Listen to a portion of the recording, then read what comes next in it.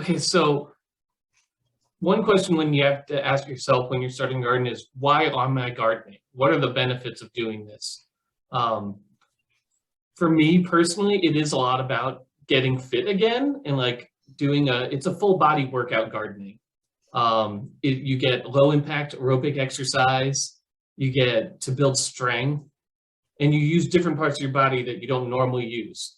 Um, while you're outside doing it, you also get exposure to vitamin D, which boosts your immune system. It also helps boost your mood. You then have access to really good food and flowers. You get a sense of pride. You can help build your community and bring people together. Always remember is safety comes first.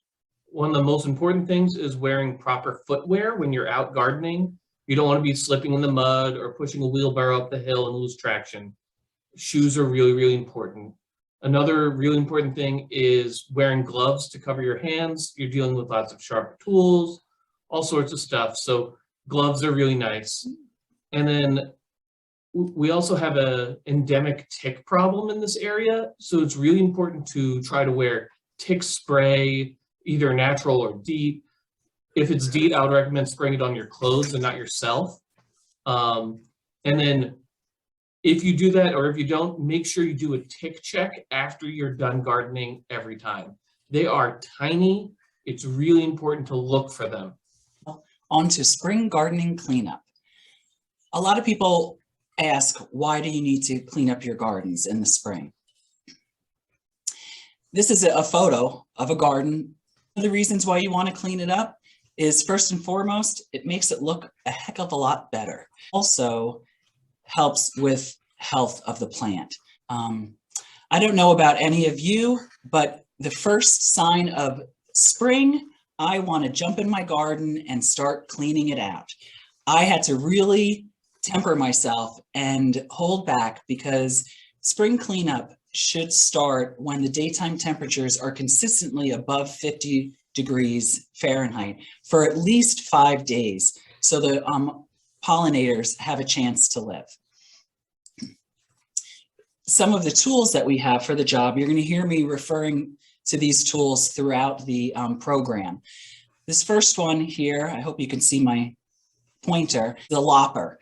This will cut back large branches on trees and shrubs, an inch, maybe thicker than an inch, depending on your arm strength. A grass rake, and we have a rock rake.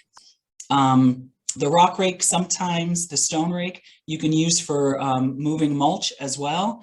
And the grass rake is for some cleaning up of leaves and grass and thatch.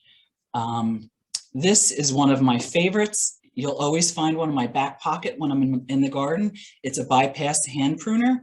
It can cut flowers. It can cut small shrubs, branches. It's a great tool, and it's really essential to keep it sharp. Over here we have a shovel and a spade. I particularly like the shovel more than the spade. It's something that I was taught to use when I first started gardening. That's what I was showed, how to edge, how to remove plants, everything. So that's my go-to. The hedge shear. This is for cutting hedges. I love to use it for cutting down my perennials, which I'll show you in some further photos. I trim back my dead perennial plants, as well as the battery-operated hedge shear shown here. This was my new toy that I purchased recently. And then also you have a trowel for removing any annuals or planting annuals. And cleanup. You always need to clean up after yourself. After you're done with your garden, using a broom, it's not only good to fly around with, but it's also good for cleanup. And a wheelbarrow to throw your debris in. Then it's easy to transport over to your compost pile. And that's one of the things. You'll also hear me say a trug or a collapsible kangaroo, which I'll show you in another photo, that is great for cleanup. Three things to remember when you're cleaning out your garden are the 3 Ds. Is it dead? Is it diseased? Or is it damaged? It's pretty simple. Here we have winter-killed annuals and perennials. Annuals are plants that you plant annually. They don't come back every year. You need to put them in the garden. So when you're removing them from your garden, you can pull the roots and all out. Most annuals, you can grab them with your hand and pull them out of your garden, no problem. Some, like some of the annual grasses that they have, their roots are a little more dense. So you have to dig them with a shovel or a trowel to get them out. This particular grass, I think it would have broke my trowel. Perennials. Perennials are plants that come back every year. So we'll talk about zone hardiness later to know that your plant will come back every year, but perennials will come back every year. So you want to just cut off the winter killed areas. Here I'm using a hedge shear to cut off the Shasta daisy, the winter killed Shasta daisies. And on this photo, I'm using my hedge trimmer. And then this right here is the collapsible kangaroo I was talking about, that I put all my winter killed and plant material into that. And then it's an easy carry and dump to the compost pile. Some perennials, like this daylily, you can just take your hand and remove the winter-killed waste with your hand. It's really a simple pull, and it's easy, but not all are that easy. This is a ornamental grass. It's actually a native. It's a switchgrass. All right, let me think of the name. It's a Panicum Northwind. So what I've learned, because gardening is about trial and error in some cases, what I've learned is that if you tie the grass back, like I have it there with a cord, when you go to cut it down, the reeds don't go flying all over your yard. And boy, is that a pain in the neck to clean up after that.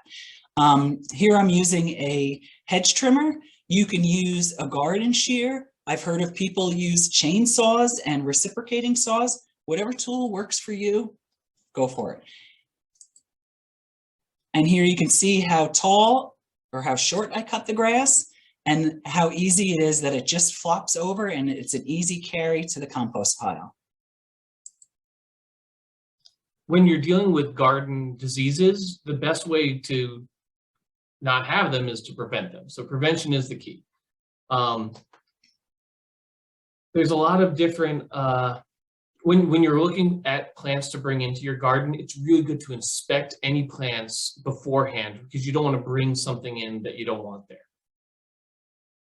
A big part of keeping your plants disease-free is planting them out so they have enough space around them, because you want to have air circulation to ventilate around them so you don't get like molds and funguses.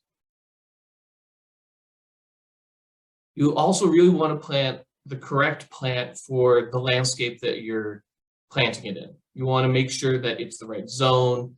And we'll talk about this further in the next segment when we talk about site assessment. But you want to make sure it's the right plant for the right place. Okay, and this slide shows you a few examples of plant diseases. And so what I would do with these plants is you would find the lowest point where the plant is healthy and then cut off all the diseased parts of the plant with either a pruner or a lopper, depending on how big the stem is that you're cutting. After you're done cutting the diseased part off, it's really, really important to disinfect or clean your tools so that you don't spread that disease to other plants in your garden. One of the easiest ways to do it is to fill the bucket with 1 part bleach to 9 parts water. So it's very watered down bleach. And then you could just dip your tools in that water after you're done. I also sometimes use peroxide or rubbing alcohol. Those will also kill plant diseases on your tools.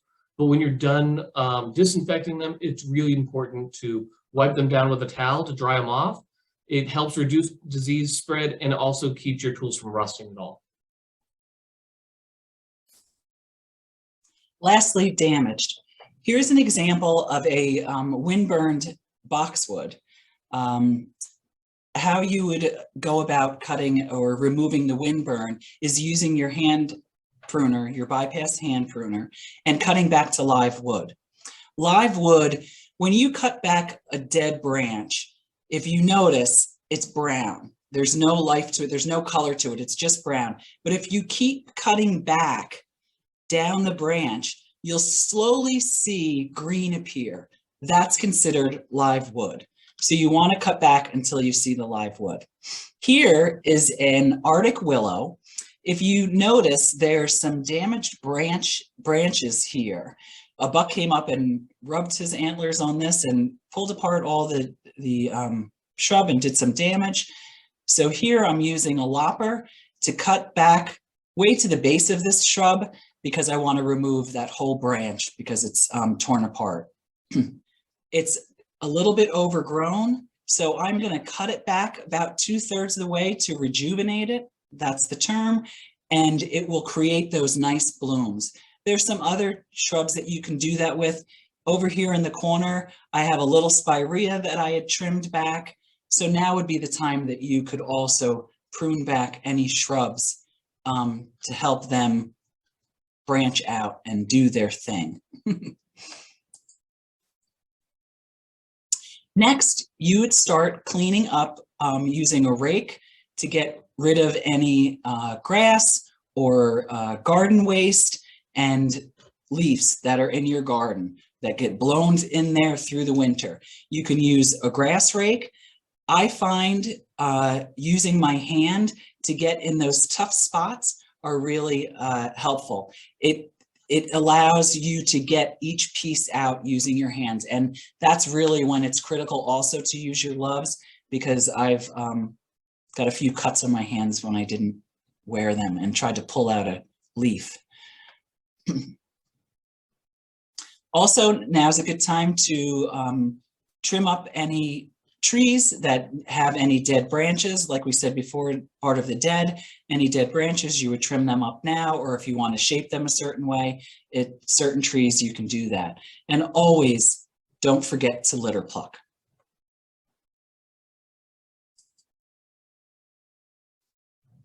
Okay, so some of the takeaways from this part of the presentation would be to always be wearing our safety gloves and our shoes and checking ourselves for ticks.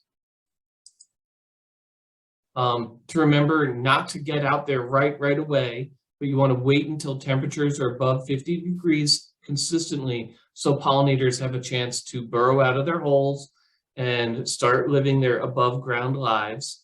And you don't want to disturb them until that happens.